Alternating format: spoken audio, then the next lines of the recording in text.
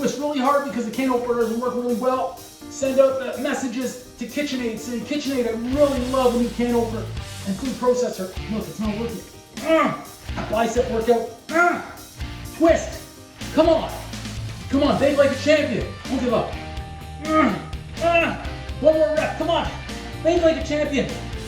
Lightweight. Got it. That is not enough pie filling in there.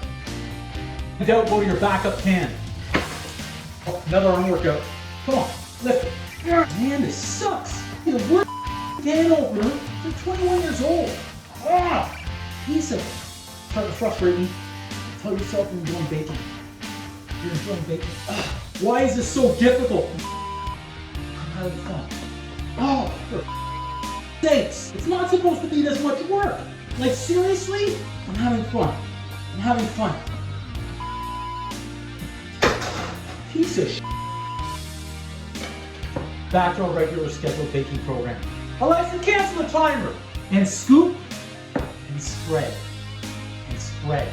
Apparently I need 2 cans. 2 big cans.